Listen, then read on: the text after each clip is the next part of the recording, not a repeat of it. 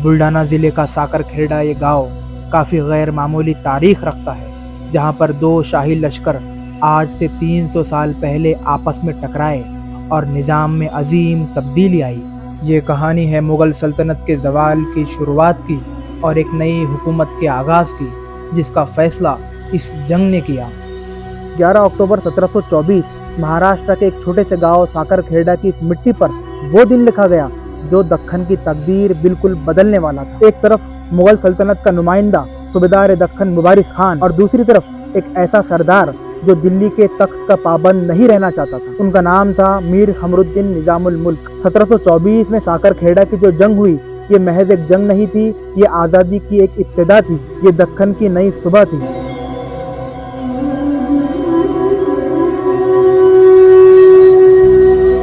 1707 में जब मुगल बादशाह औरंगजेब आलमगीर का इंतकाल हुआ तो मुगलिया सल्तनत का सूरज धीरे धीरे गुरूब होना शुरू हो गया और उसी दौर में दक्खन में एक ऐसा चेहरा उभर कर आया जिसको खुद औरंगजेब आलमगीर ने जंगी तौर तरीके सिखाए थे। उनका नाम था मीर कमरुद्दीन निजामुल मुल्क असफ जाह, जो कि आगे चलकर हैदराबाद के इंडिपेंडेंट निज़ाम बनने वाले थे। औरंगजेब के इंतकाल के बाद दिल्ली का तख्त कमजोर हो चुका था, उमरा अपनी अपनी ताकतें बढ़ा रहे थे, मुगल दरबार में साजिशें चल रही थी और दक्खन जो हमेशा से जंगी मरकज रहा एक बार फिर बेचैन था। इसी दौरान एक शख्स उभर कर आया जिसका नाम था मीर कमरुद्दीन निजामुल मुल्क असफ जाह, जिसको खुद औरंगजेब आलमगीर ने जंगी तौर तरीके सिखाए थे, जो आगे चल के तारीख में मशहूर हुआ निजामुल मुल्क असफ जाह के नाम से। निजामुल मुल्क असफ जाह महज एक सूबेदार नहीं बल्कि एक सियासी जहन था, एक लश्करी माहिर था और सबसे अहम बात, निजामुल मुल्क असफ जाह दक्खन को दिल्ली की जंजीरों से आज़ाद करना चाहता था।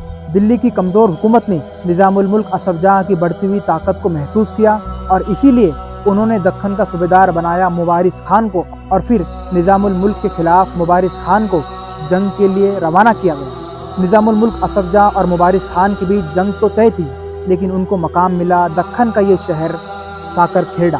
11 अक्टूबर सन 1724 को साकरखेड़ा की सरजमीन पर बेइंतहा खतरनाक जंग पेश आई, जिसमें मुबारिस खान की शिकस्त हुई, उनकी वफात भी हुई और निजामुल मुल्क असफ जाह की फतेह हुई।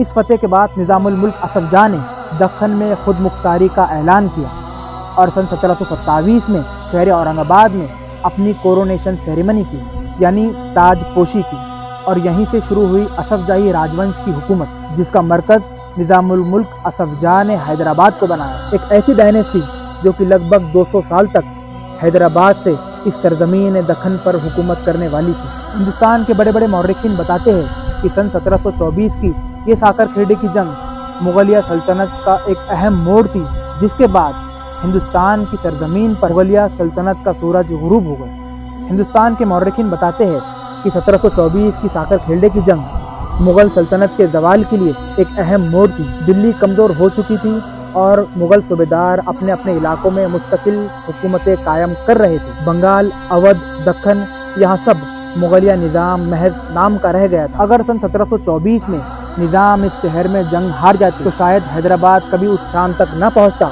जिस तरह उसकी शान आज मौजूद है, और शायद दक्खन की सियासी तस्वीर भी बिल्कुल अलग होती। एक छोटा सा गाँव, एक दिन की जंग और 2 सदियों की तस्वीर बिल्कुल बदल दी गई। नाज़रीन, अगर वीडियो अच्छा लगा हो तो वीडियो को लाइक करना, शेयर करना और चैनल को सब्सक्राइब जरूर करना।